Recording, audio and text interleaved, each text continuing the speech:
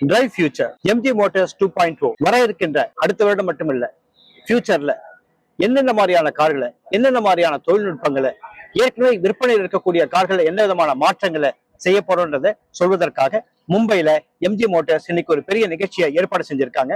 இந்த நிகழ்ச்சிக்கு drive future அப்படின்னு ஒரு பேரிட்டு இருக்காங்க. ஃபியூச்சர் அப்படின்னு பேரிட்டு ஏறக்குறைய ஹிஸ்டரியில இருந்து ஒரு காரை இங்க கொண்டு வந்து நிறுத்திருக்காங்க. இது ரெண்டுத்துக்கு என்ன சம்பந்தம் வாங்க பார்க்கலாம்.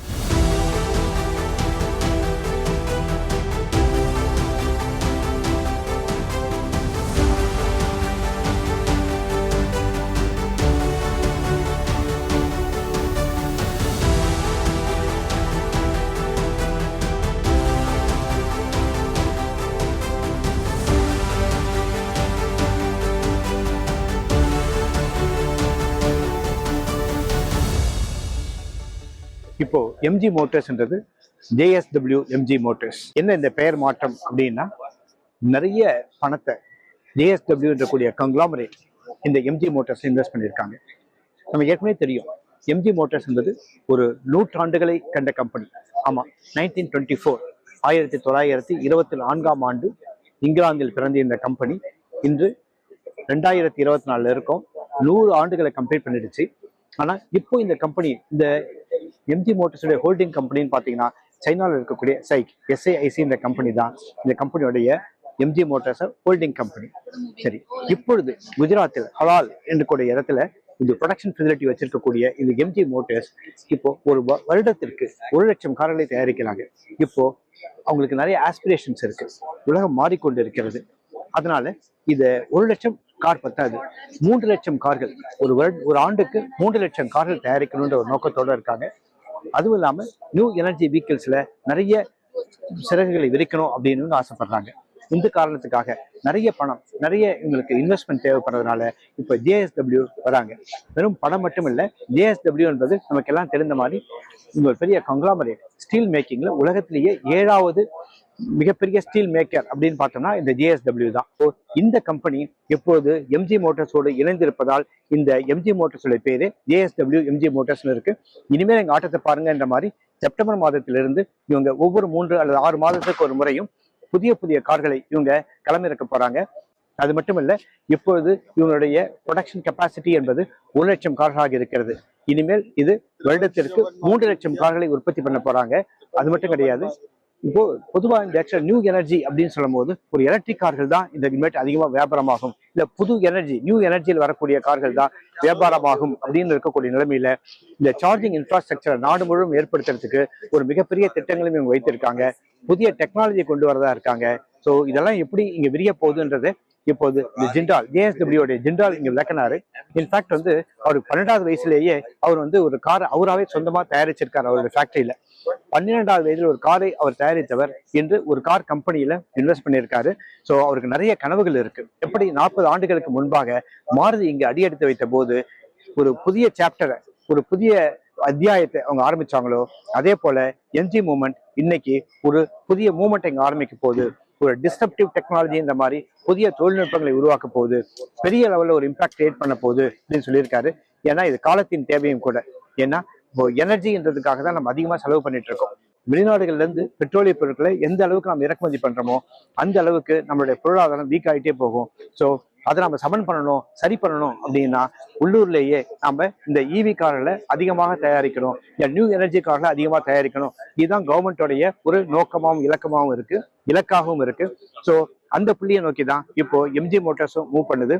ஸோ என்ன நினைக்கிறாங்க அப்படின்னு கேட்டீங்கன்னா, இந்த புதிதாக இப்போ ஏற்படுத்திருக்கக்கூடிய இந்த ஆட்டோமொபைல் உலகத்துல நம்ம ஒரு மிகப்பெரிய பிளேயரா எப்படி ஒரு 40 ஆண்டுகளுக்கு முன்னாடி மாருதி இருந்ததோ அது போல இந்த JSW எம்ஜி மோட்டார்ஸ் இருக்கணும்னு அவங்க நினைக்கிறாங்க.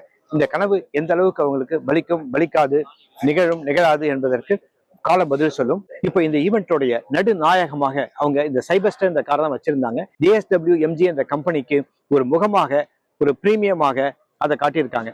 பட் அதற்கு இணையாக இன்னும் பல கார்கள் இங்க இருக்கு. உதாரணத்துக்கு இந்த கார்கள் இருக்கு இல்லையா, இது UK, அதாவது இங்கிலாந்தின் கார் ஆஃப் தி இயர் என்ற ஒரு விருதை பெற்ற கார் இது. இந்த கார் நிறைய அவார்ட்ஸ் வாங்கியிருக்கு. இந்த காரும் இன்னைக்கு இங்க காட்சிப்படுத்தப்பட்டு இருக்கிறது. MG4 மட்டும் கிடையாது, இந்த காமெட் EV ஏற்கனவே இங்க விற்பனையில் இருந்தாலும் இந்த ஆண்டு இது என்னென்ன மாற்றங்களை எல்லாம் காண இருக்கிறது என்பதற்காக இந்த காமெட் EV24 இங்க காட்சிப்படுத்தப்பட்டு இருக்கிறத நாம் பார்க்கிறோம். ஸோ அதே போலதான் ZS EV என்பதும் முதலாக இந்தியாவில் வந்த ஒரு எலக்ட்ரிக் கார். இது அதாவது எம்ஜி மோட்டார்ஸ்ல இருந்து வந்தக்கூடிய முதல் எலக்ட்ரிக் கார் வந்து இந்த ZS EV என்பதுதான். இது 2024ல எப்படி என்னென்ன மாற்றங்களை காண இருக்கிறது, டிசைன்ல என்னென்ன சொல்லியிருக்காங்க. ஈவன் இங்க வந்து பாத்தீங்கன்னா இது ஆக்சுவலா இதோடைய ஸ்பெக்ஸ் எல்லாம் என்னென்னவா இருக்கும் அப்படின்னு இவங்க சொல்லியிருக்காங்க. ஸோ இந்த பேட்டரி கெப்பாசிட்டி 50.3, ரேஞ்ச் 460 கிலோமீட்டர், ஒரு தடவை சார்ஜ் பண்ணால் 460 கிலோமீட்டர் போகும். ஏசி சார்ஜ் 7.4 கிலோவாட்ஸ் இருக்கு, பவர் வந்து 176 அப்படின்ற மாதிரி பல விஷயங்கள் இங்க சொல்லியிருக்காங்க. ஸோ இங்க என்னென்ன விஷயங்கள் இருக்குன்றதைங்க சொல்லியிருக்காங்க. எம்ஜி ZS EV-னுடைய ஒரு ஐஸ் வெர்ஷன், பெட்ரோல் வெர்ஷன் தான் இந்த ஆஸ்டர்ன்றது. இந்த 2024ல இந்த கார் எப்படி புதிய வடிவம் எடுத்து வரும் என்றதை இங்க காட்சிப்படுத்திருக்கிறத நாம் பார்த்துட்டு இருக்கோம். பட் 2024லே வருமா இல்லை இன்னும் ஒரு வருடம் சென்று வருமானு தெரியல. ஏன்னா அவங்களுடைய கணக்குப்படியே வருடத்திற்கு 2 கார், அதாவது இந்த வருடத்துக்கு 2 கார், செப்டம்பர்ல இருந்து 2 கார்கள் அறிமுகப்படுத்த சொல்லியிருக்காங்க. ஆனா இங்க காட்சிப்படுத்திருக்கிறது பாத்தீங்கன்னா 6 கார்கள் காட்சிப்படுத்தியிருக்காங்க. இந்த 6 கார்ல எந்த 2 கார்கள் வந்து இந்த ஆண்டு வரும் அப்படின்னு நமக்கு தெரியாது. இப்ப நம்ம பாக்குறது வந்து ஆக்சுவலா பாத்தீங்கன்னா ஹெக்டர் 2024 அப்படின்னு போட்டிருக்காங்க. இது 2024ல வருமானு தெரியாது. பட் இருந்தாலும் இதான் ஃபர்ஸ்ட் கனெக்டட் கார் எம்ஜி கம்பெனியை பொறுத்த மட்டும். ஸோ இன்னும் பல மாற்றங்களோடு புதிய தொழில்நுட்பங்களோடு இங்க வர இருக்கு. காரணம் என்ன அப்படின்னு கேட்டீங்கன்னா இவங்களுடைய திட்டம்படி, அதாவது எம்ஜி 2.0 திட்டத்தின்படி R&D சென்டர் இங்க இந்தியாவிலேயே ஆரம்பிக்க போறாங்க. ஸோ இந்தியாவுக்கு தகுந்த மாதிரி புதிய தொழில்நுட்பங்களை இங்க கொண்டு வர போறாங்க. ஸோ இந்த தொழில்நுட்பங்கள் இந்த காரை எப்படி மாற்ற போகுதுன்றதை பார்க்க போறோம். பல அரபு நாடுகள் தொடங்கி உலகத்தின் பல நாடுகள்லையும் இந்த MG5 ஏற்கனவே நல்ல விற்பனையாகி கொண்டு இருக்கக்கூடிய கார் தான். இந்த பிரீமியம் காரும் இந்தியாவுக்கு வருமா வரலையான்னு தெரியல. பட் ஆனா இங்க காட்சிப்படுத்தியிருக்காங்க. ஸோ இந்த புதிய கூட்டணி JSW-வும் எம்ஜி மோட்டார்ஸும் இணைந்து உருவாக்கி இருக்கக்கூடிய இந்த புதிய கூட்டணி எந்த அளவுக்கு மக்களுடைய ஆதரவை பெறும், இதுதான் முக்கியமான கேள்வி. இதற்கு மிகப்பெரிய பணபலம், அதாவது JSW டீப் பாக்கெட்ஸ் சொல்லுவாங்க. எம்ஜி கிட்ட இருக்கக்கூடிய டெக்னாலஜி, இப்ப JSW கிட்ட இருக்கக்கூடிய மேனுஃபேக்சரிங் கெப்பாசிட்டி, இது 230 ஒன்றாக இணைய இருக்கிறது. இந்த புதிய இணைப்பு, இந்த புதிய கூட்டணி எம்ஜி மோட்டார்ஸ்க்கு என்ன மாதிரியான ஒரு எதிர்காலத்தை உருவாக்க போகிறது, எவ்வளவு வேலை வாய்ப்புகளை ஏற்படுத்த போகுது, எந்த அளவுக்கு தொழில்நுட்பத்தில் இந்தியாவை முன்னிறுத்த போகிறது, இதன் மூலம் இந்தியாவினுடைய ஆட்டோமொபைல் செக்டார் எந்த மாதிரியான மாற்றங்களை காண இருக்கிறது, இந்த எல்லா கேள்விகளுக்கும் வரக்கூடிய காலம் பதில் சொல்லும். விகடன் வெல்கம் பேக் இப்ப வெறும் 29 ரூபாயில் ஜூனியர் விகடன், ஆனந்த விகடன், நாணயம் விகடன் உள்ளிட்ட 8 டிஜிட்டல் இதழ்கள், வேல்பாரி, நீரதிகாரம், அணிலாடும் முன்றில் உள்ளிட்ட கிளாசிக் தொடர்கள், சுஜாதா, S ராமகிருஷ்ணன், அசோகமித்ரன் உள்ளிட்ட நட்சத்திர எழுத்தாளர்களின் சிறுகதைகள் என 29 ரூபாயில் 3 மாதங்களுக்கு விகடனை அன்லிமிட்டடாக படிக்க இப்போதே சப்ஸ்கிரைப் செய்திடுங்கள்.